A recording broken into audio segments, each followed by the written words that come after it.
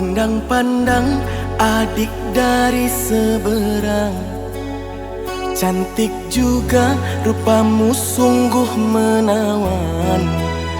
Bolehkah abang bertanya, apa adik ada yang punya? Jika belum, ku ingin nyatakan cinta.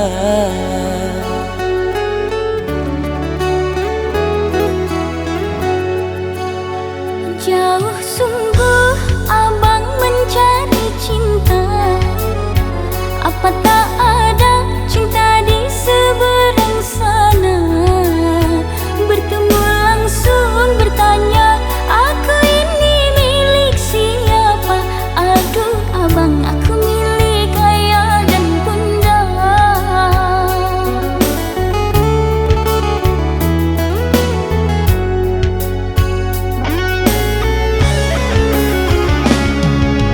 Mari main tebak-tebakan sayang, apa beda cincin sama kamu? Jikalau adik benar menjawab, kan ku beri sekuntum mawar indah. Mana mungkin aku tahu bedanya cincin sama diriku.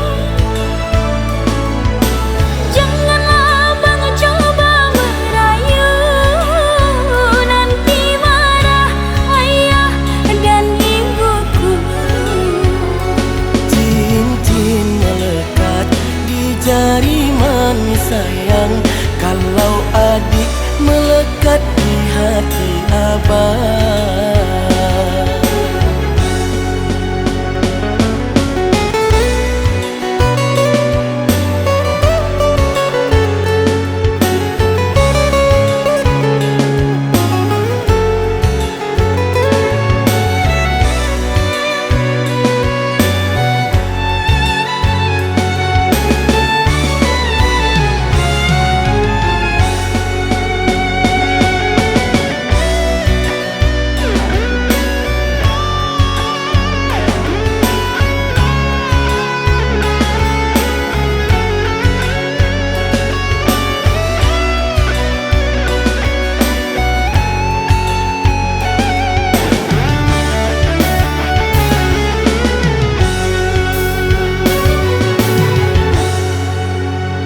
Jauh sungguh abang mencari cinta, apa tak ada cinta di seberang sana?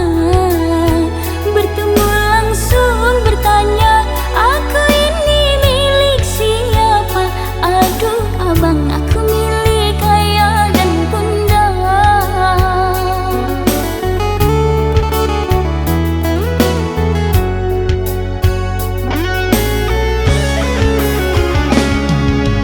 Mari main tebak-tebakan sayang, apa beda cincin sama kamu? Jikalau adik benar menjawab, kan ku beri sekuntum mawar indah. Mana mungkin aku tahu bedanya cincin sama diriku. Janganlah abang coba merayu, nanti marah ayah dan ibuku.